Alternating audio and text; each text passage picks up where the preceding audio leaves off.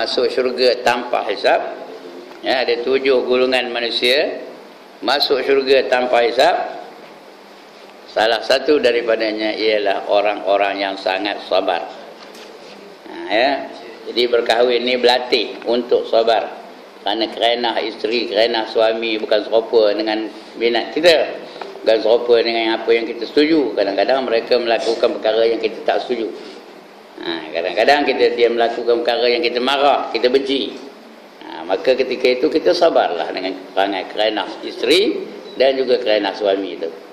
Sini ditulis untuk isteri saja, faedah bagi suami. Mengapa suami itu patut kahwin? Maka dia sabar dengan kerana isterinya. Tapi sebenarnya bukan isteri saja, kerana suami pun si isteri kena sabar. Kalau dua-dua sabar, barulah bahagia rumah tangga tu. Yang lagi apa? Dan lagi pula menanggung atas kesusahan daripada isterinya itu dan mengusaha di dalam mengislahkan dia. Dia penderitaan isterinya tu, apa masalah-masalah isterinya tu dia kena tanggung.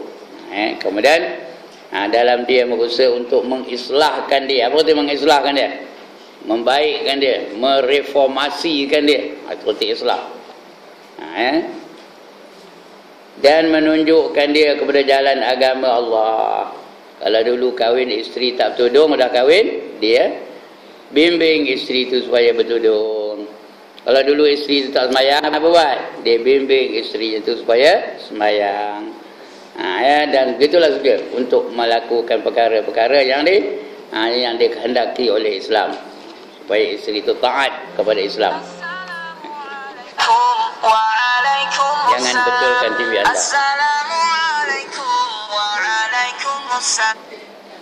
Assalamualaikum. Alhamdulillah. Ya. Sekarang tengah berada di Ulu Kinta. Ini tengah apa lah ni? InsyaAllah boleh. Okey. Okey. Ya. Waalaikumsalam warahmatullahi. Jadi kahwin itu melatih suami menjadi sabar dan juga melatih isteri supaya isteri juga boleh sabar.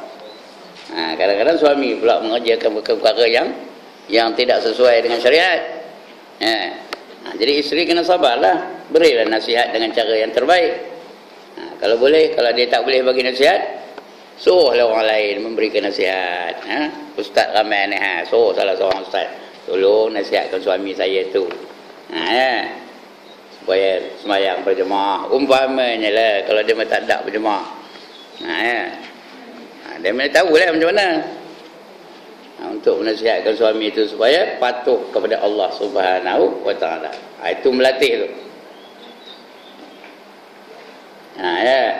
Mengislahkan dia dan menunjukkan dia kepada jalan agama Allah taala dan syariat Muhammad itu, serta bersungguh-sungguh pula mengusahakan bagi rezeki yang halal. Itu tanggungjawab suamilah untuk mencari, mengusahakan supaya dapat rezeki yang halal.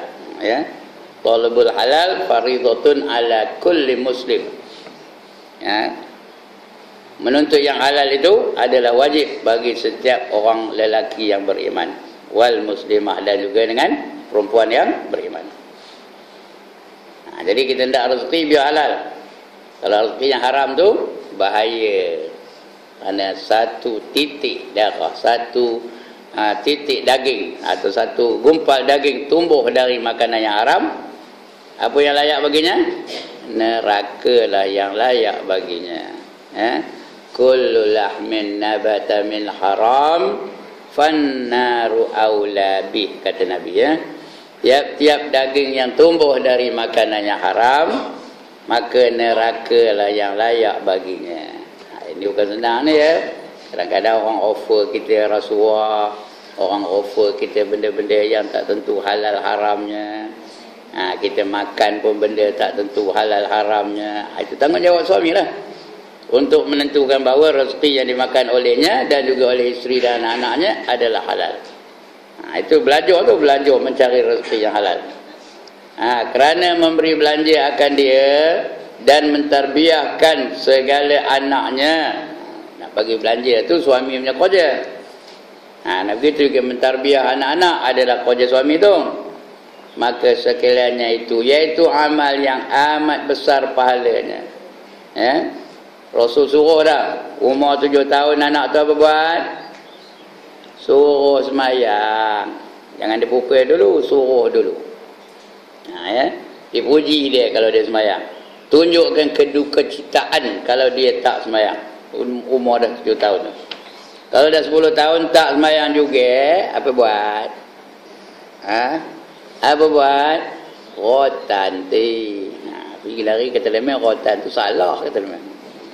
Nanti boleh masuk penjara dengan rotan. Rotan aja lantak lah. Biar kita masuk penjara tak apa, untuk mendisiplinkan anak. Tapi janganlah dibalun sampai pengsan. Rotan dia, bagi dia sakit. Dah umur 10 tahun tu.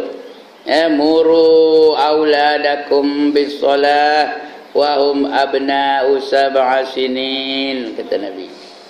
Suruh atau perintahkan anak kamu dengan sembahyang setelah mereka berumur 7 tahun. Wa atribuhum 'alaiha wa hum abna'u 'ashrin, dan pukul mereka yang meninggalkan sembahyang setelah berumur 10 tahun. Pukul, jangan kesian, pukul piang, bagi dia sakit. Jangan bagi dia patah, jangan bagi dia luka, jangan bagi dia terseliuh, jangan bagi berbekas, sudah ya. Tapi suruh pukul. Itu dah umur 10 tahun tu. Ada tak anak umur 10 tahun? Tak ada. Ada. Ada ke tak ada? Ada. Sini ada. Ustaz pun ada. Umur 10 tahun ada. Pukul. Kalau tak pukul berdosa. Dia tak semayang tak berdosa. Pasal dia belum akil balik. Kita tak mukulnya berdosa. Sebab ini perintah Nabi, wajib ya. Pukul dia kalau dah umur 10 tahun. Wa farriqu bainahum bil madaji'. Dan pisahkan mereka daripada tempat tidur setelah berumur 10 tahun. Jangan biarkan anak lelaki dan anak perempuan tidur sama sekatil. Kita jaga, kita didik mereka dari kecil lagi supaya mereka mengikuti batas-batas pergaulan dalam Islam.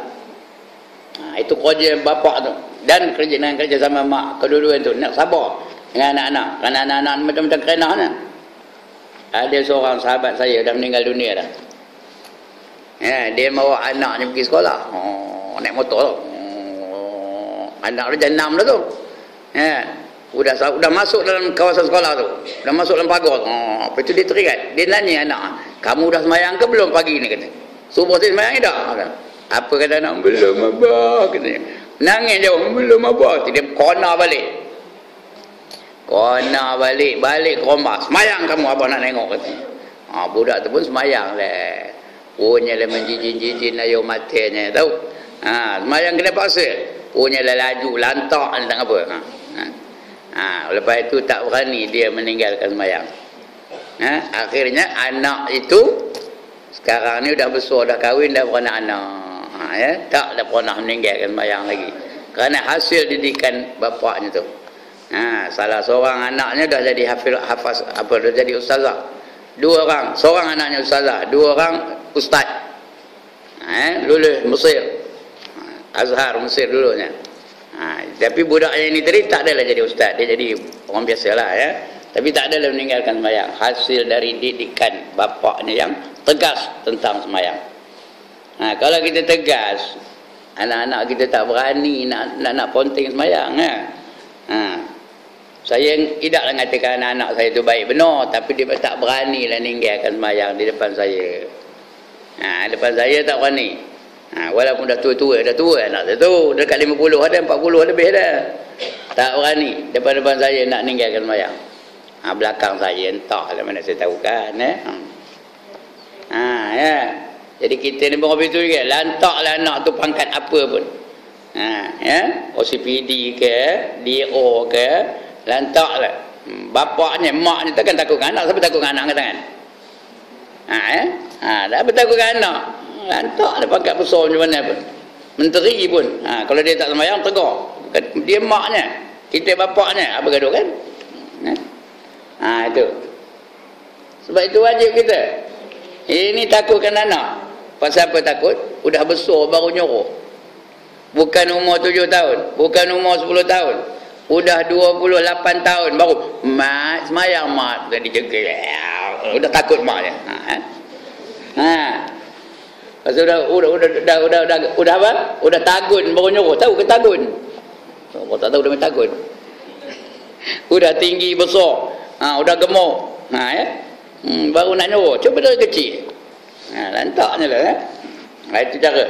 Sebab itu pendidikan anak-anak ni dalam Islam, dia punya prinsip, dia punya utama apa? Anfusakum, sambung, wa ahlikum naro. Itu dia punya prinsip yang utama. Pelihara diri kamu dan keluarga kamu daripada api neraka. Mula-mula nak diri dulu. Jangan orang dah azan, mat pergi masjid, kata dia ni je duduk. Tak ada, dia nak diri dulu. Jadi nak nyuruh anak ni bukan mat pergi masjid, bukan mat mari kita ke masjid. Dia faham dekat sana. Kalau yang larang pun begitu juga. Dia tengah merokok, pui. Mat jangan merokok kena. Apa jawab mat tu? Apa pun merokok kena. Jadi kita mesti tinggalkan dulu benda yang dilarang tu, baru kita nak nyuruh anak kita. Tunjukkan contoh dulu. Kerana mereka ni banyak belajar daripada contoh kita. Okey, dah tu. Serta bersungguh-sungguh bagi mengusahakan bagi rezeki yang halal, kerana memberi belanja akan dia dan mentarbiahkan segala anaknya. Nak ditarbiahkan anak tu.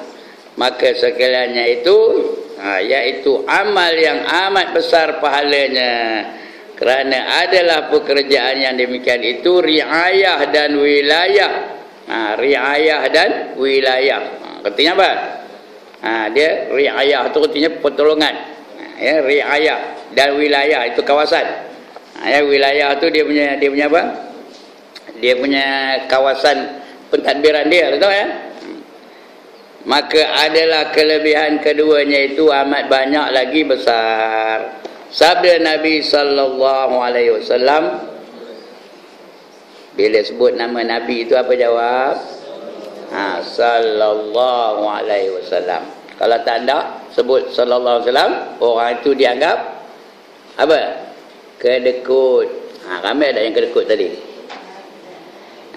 Kedekut, bakhil, tangkai jerin, tai hidung masin. Siapa nak kenal? Kalau tak ada, bila sebut nama Muhammad, jawab apa? Sallallahu alaihi wasallam. Apa kata Nabi? Yaumun min walin adilin afdalu min ibadati sab'ina sanah.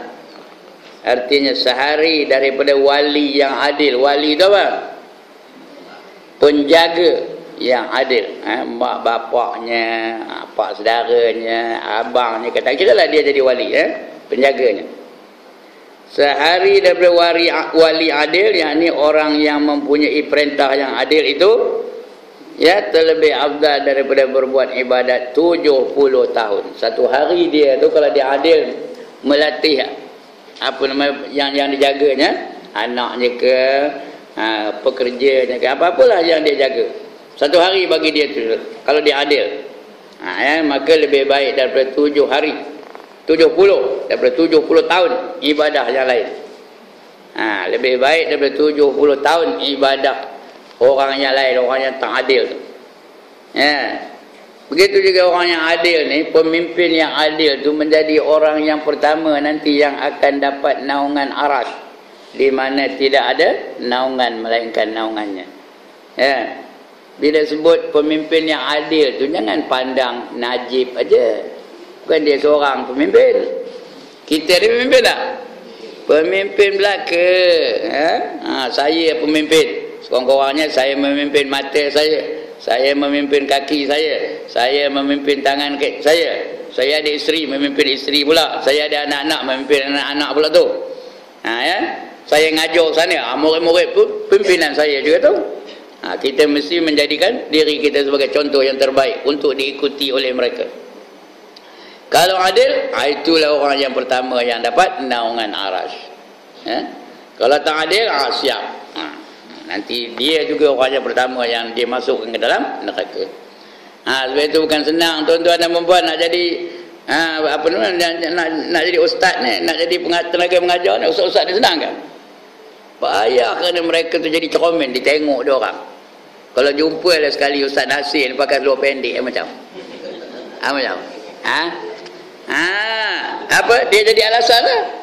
Ngapa kamu pakai seluar? Oleh Ustaz Nasir seluar pendek ni ya. Sebab dia mana kena jaga ni, makan kena jaga, akhlak kena jaga, pakaian kena jaga, semua kena jaga. Pasal mereka ni sebagai pemimpin. Saya pun begitu juga. Makan boleh ke pelak? Boleh ke? Tak boleh. Sekali tau. Ini cerita lah, bukan apa-apa ni, cerita aja. Pernah satu ketika kami pergilah tahlil rumah orang besar. Tak nak saya sebut orang mana. Orang besar dalam Ipoh ni. Lepas tahlil tu dijamu oleh makan. Kata saya ketua tahlil tu. Makan dekat tuan rumah tu lah. Dia duduk sana, saya duduk sini. Mana rumah makan kok juga. Makanya demo yang di sana di ujung sana ngam ya. Mau sakit hati nengok dia makan awak. Makan ustaz je dia. Ya.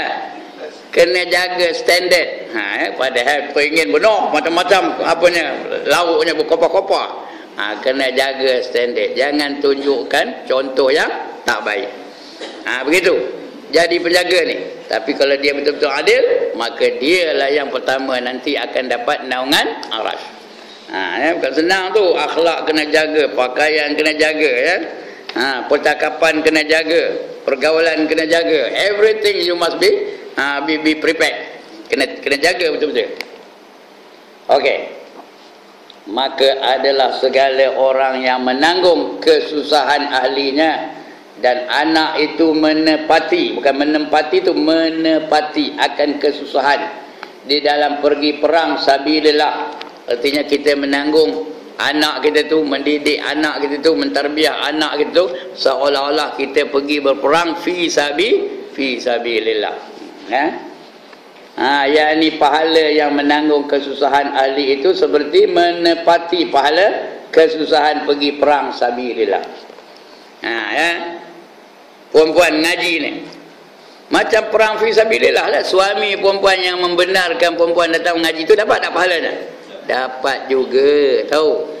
Perempuan sekarang ni fi sabilillah ni, man kharaja min baitihi fi talabil ilmi fa huwa fi sabilillah hatta yarji', kata Nabi.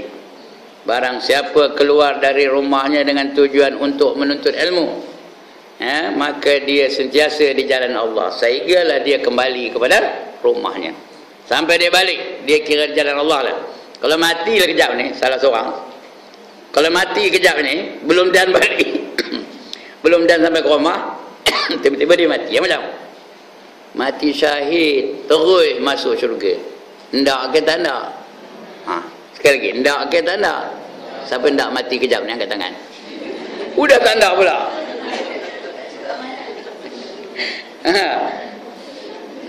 Tanda ke mati syahid? Ada? Sekali lagi. Ya. Kalau mati kejap ni mati apa? Mati syahid. Mati syahid terus masuk syurga bighairi hisab. Ndak ke tak ndak? Ndak. Okey, siapa nak mati kejap ni angkat tangan. Tak ndak juga tengok. Okey ya, itu melawak ajalah, bukannya apa pun ya. Demikianlah, dan demikian lagi belanja yang dibelanjakan kepada isterinya dan anaknya itu terlebih besar daripada pahala belanja di dalam perang sabilillah.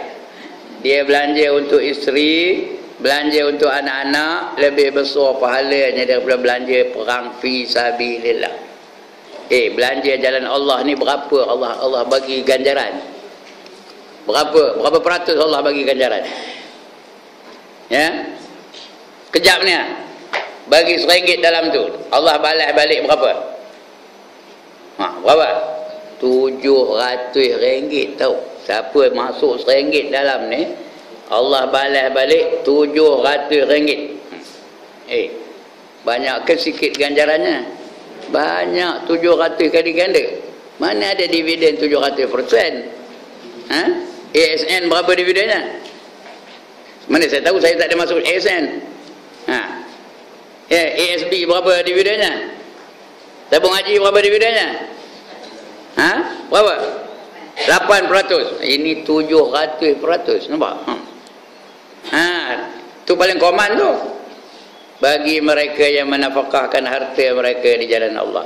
Tapi suami membelanjakan untuk isteri lebih besar pahalanya daripada menafkahkan di jalan Allah nanti. Masukkan duit dalam tabung tu lebih besar pahalanya kalau suami itu berbelanja untuk isterinya, membeli barang-barang makan untuk isterinya. Tahu?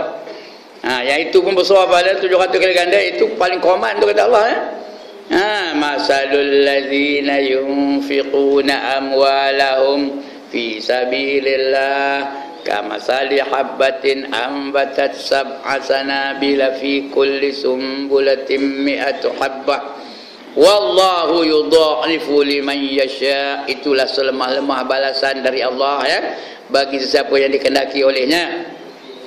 Wallahu wasi'un alim, dan Allah itu maha luas perbendaharaannya dan Allah maha mengetahui. Ini siapa masuk duit dalam itu RM1, Allah balas balik RM700. 700%. Bandingan mereka yang menafkahkan harta mereka di jalan Allah adalah seperti seorang menanam sebiji benih. Sebiji benih aja. Tumbuh darinya 7 tangkai. Pada tiap-tiap tangkai ada 100 benih. Semua ada berapa tangkai? 7 tangkai. Tiap-tiap tangkai ada berapa? 100. 7 kali 100 berapa? 700 kali ganda. 700 benih. Itu selemah-lemah pemberian dari Allah Ta'ala. Selemah-lemah balasan dari Allah Ta'ala. Dan Allah maha luas perbendaharaannya dan Allah maha mengetahui. Jadi itulah disuruh kita banyak berbelanja di jalan Allah. Tapi suami yang mengeluarkan belanja untuk isteri dan anak-anaknya lagi besar pahalanya. Lagi besar pahalanya daripada menafkahkan harta di jalan Allah. Itu dia hebatnya. Itu sebab nak kahwin. Kalau tak ada kahwin, macam mana nak belanjakan isteri dan anak-anak? Bila kahwin, barulah dapat dia mengeluarkan harta dia untuk isteri dan anak-anak. Bila makan aja isteri tu, harta yang dibawa tu, makanan yang dibawa itu, dia dapat pahala. Siap suap tu dapat pahala. Begitulah seterusnya.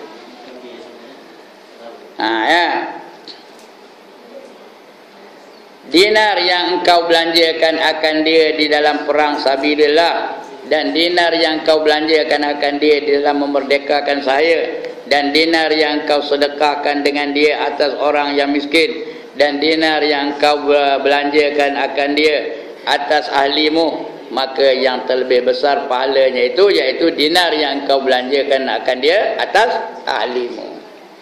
Dibandingkannya dinar di jalan Allah, perang sabil. Bila nak perang, orang minta kita bantu peperangan menegakkan kebenaran. Umpamanya kita bantu peperangan di Palestin, besar pahala tu. Orang Palestin tu datang minta bantuan, kita pun bantu dia. Jadi dinar tu apa tu? Duit emas. Wang emasnya dinar. Tu besar pahalanya. Ataupun dinar yang kita gunakan untuk melepaskan saya daripada memerdekakan saya. Kita gunakan dinar tu untuk memerdekakan saya. Kadang-kadang hamba, saya tu hamba tau. Kadang-kadang mereka tu ada perjanjian dengan tuannya. Kalau kamu bagi aku sekian dinar, maka kamu merdeka. Jadi kita bagi duit tu, bagi dinar tu kepada dia supaya dia merdeka daripada hamba. Besar benar pahalanya. Itu sekarang ni tak ada hamba tau. Tak ada hamba. Bukan ada akta apa-apa yang boleh menghapuskan perhambaan. Tak ada. Dalam Islam tak ada apa akta ni. Sistem hidup Islam itu sendiri membolehkan hamba itu makin lama makin kurang, makin lama makin kurang, makin lama makin kurang. Sekarang ni dah pupus, tak ada langsung hamba. Dengan sistem Islam tak ada payah perang, tak ada payah menuntut, tak ada. Ada je. Kerana dalam Islam dosa pahala yang paling besar ialah pahala memerdekakan hamba. Jadi berebut-rebut mereka nak memerdekakan hamba. Sekarang ni langsung tak ada hamba. Sedangkan negara lain berperang nak membebaskan hamba. Amerika terpaksa berperang antara utara dengan selatan untuk menghapuskan penghambaan. Britain pun begitu juga. Itali pun begitu juga. Perancis pun begitu juga. Itu pun tidak hapus sama sekali. Ada juga lagi hamba sekarang ni di Amerika. Ada lagi hamba sekarang ni di England. Ada lagi hamba sekarang ni di Eropah. Tapi Islam tak ada. Mana-mana negara Islam tak ada perhambaan sekarang ni. Sistem itu sendiri menghapuskan perhambaan. Sedangkan hamba masih ada. Undang-undang perhambaan masih ada lagi. Tak ada hapus. Mana ada mansuk? Dia ada undang-undang perhambaan. Dia tinggal baca bab-bab pentadbiran. Ada hamba. Kalau hamba tu begini, ada begini, ada lagi. Tapi hambanya tak ada dah. Sistem tu masih ada dalam kitab lagi. Tidak dimansuhkan, tidak dihapuskan. Tetapi hambanya dah tak ada. Kerana Islam itu sendiri menggalakkan pembebasan hamba. Jadi banyak benar pahalanya orang membebaskan hamba tu. Tapi tak sampai, tak sebesar pahala suami menafkahkan isterinya. Atau dinar yang kau sedekahkan dengan dia atas orang yang miskin. Macam orang banjir di Kelantan ni, kita sedekahkan dinar untuk dia, duit untuk dia. Besar pahala tu. Dan dinar yang kau belanjakan akan dia atas ahlimu, atas isteri dan anak-anak, maka yang terlebih besar pahalanya itu, iaitu dinar yang kau belanjakan akan dia atas ahlimu. Ini suami-suami perempuan ni banyak pahala tau. Dia menafkahkan perempuan, bagi duit, bagi makan, bagi belanja, bagi itu, besar benar pahalanya. Tapi sia-sia kalau dia tak semayang. Kerana orang tak semayang, amal lain daripada semayang tu tak diterima oleh Allah. Lebih-lebih lagi orang Melayu. Orang Melayu kenuri rajin. Iya ke tak? Kenuri yang amat rajin. Semayang malas. Puasa rajin tak? Orang Melayu rajin puasa, tapi semayang malas. Dah rugilah tu kalau dia tak semayang. Jadi kalau ada lah mereka yang tak semayang tu, pujuk-pujuk lah supaya mereka mendirikan semayang. Okey. Telah menyebutkan hadis ini oleh Al-Arif Billah Sayyidina Abdullah Al-Haddad. Tahu siapa Abdullah Al-Haddad ni? Dia pengarang kitab yang bernama Nasihat Agama dan Wasiat Iman. Ada tak? Ada tak baca kitab itu di masjid? Nasihat Agama dan Wasiat Iman. Pengarangnya itulah Abdullah Al-Haddad. Sayyidina Abdullah Al-Haddad. Dia ni buta matanya. Tak nampak. Orang buta ni. Tapi hatinya tak ada buta. Hafal Quran. Boleh ngarang kitab lah tu. Hafal beratus-ratus ribu hadis. Hafal tu. Bukan satu dua. Kita satu pun tak hafal. Yang kita baca tu bukan satu hadis tu, separuh saja, sekat. Penuhnya tak dapat pun. Tapi dia beratus-ratus ribu hadis dia boleh hafal ni. Sayyidina Abdullah Al-Haddad namanya. Dan lagi sabda Nabi SAW, barang siapa membelanjakan oleh seorang laki-laki atas ahlinya, maka iaitu sedekah, dan bahawa seorang laki-laki sesungguhnya diberi pahala di dalam belanjanya itu, sekaliannya hingga mengangkatkan satu suap kepada mulut isterinya, itu pun diberi pahala. Dia angkat satu suap makanan untuk isteri itu, ada pahala. Sesuap lagi, pahala lagi. Sesuap lagi, pahala lagi. Kata isteri itu, pahala lagi. Itu dia untuk. Kalau tak pahala betul tak? Kena kahwin lah. Kalau dua isterinya, kata isteri, kata isteri. Ada dua pahala. Udah menyolang Nabi mati. Ustaz, itu je sebutnya. Tak lain ni. Dan telah berkata oleh Ibnu Al-Mubarak radhiyallahu anhu, padahal ia serta sahabatnya di dalam perang sabilillah, dengan katanya, adakah kamu tahu akan amal yang terlebih afdal daripada amal yang ada kamu di dalamnya? Maka kata mereka itu, tiada kami tahu akan yang demikian itu. Maka kata Ibnul Mubarak, aku tahu akan yang demikian itu, iaitu seorang lelaki yang memeliharakan daripada kejahatan padahal mempunyai kepapaan. Maka berdiri ia atas daripada tidurnya pada malam, maka melihat ia akan beberapa anaknya yang kecil, padahal ia tidur terbuka sekalian tubuhnya mereka itu. Maka menutupi ia akan mereka itu dan diselimutnya akan mereka itu dengan kainnya. Maka amalannya itu terlebih afdal daripada amal yang kita kerjakan di dalamnya itu. Kata Ibnu Mubarak, kamu tahu tak pahala lebih besar daripada perang Sabil? Apa jawab dia? Entah, mana kami tahu, kata. Aku tahu, kata Ibnu Mubarak. Iaitu bapa yang waktu malam, dia balik malam-malam, dia tengok anak-anaknya bergelempangan tidur atas katil tu. Dia tengah tidur. Terbuka badannya. Malam-malam terbuka badannya. Datang dia diselimutkannya mereka. Diselimutkannya seorang dengan kain selimut atau dengan apa-apa sajalah supaya mereka tidak kesejukan. Rupanya ibadah yang sekecil itu lebih besar pahalanya daripada perang fi sabilillah. Jadi nak dapat apa itu apa? Kena kahwin lah. Tak ada kahwin mana dapat anak. Kena kahwin. Itu dia fadilat kahwin ya. Bila kahwin baru dapat anak. Kahwin lagi dapat anak yang lain pula. Kahwin lagi dapat anak yang lain pula. Sudah menyulang balik mati dia memang. Kalau sampai 4, kalau sampai 4 apa? Sikit kebanyakan anak. Sebab ada orang anak sampai 60 anak ni. Kalau seorang 15 ada 4 berapa? Kan 60.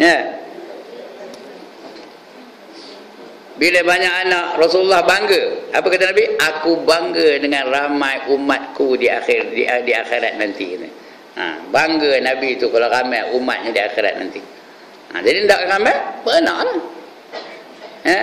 Jangan bagi syarat pula, you want to marry me 4 years no child. Jangan.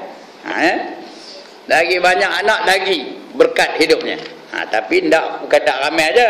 Nak dididik anak tu supaya menjadi anak-anak yang soleh. Bayangkan kalau anak tu ramai lah, ada 7 orang jadilah soleh-soleh belaka. Soleh-soleh belaka. Seorang jadi mufti, seorang jadi qadhi, seorang jadi ustaz, seorang jadi pendakwah, seorang jadi apa. Tengok sikit punya hebat ya. Sentiasa mengalir pahala itu kepada dia walaupun dia dah lama mati. Anak itu akan memberi pahala baginya. Kerana anak tu soleh, sentiasa mendoakan untuk kedua ibu bapaknya. Tapi nak didik lah.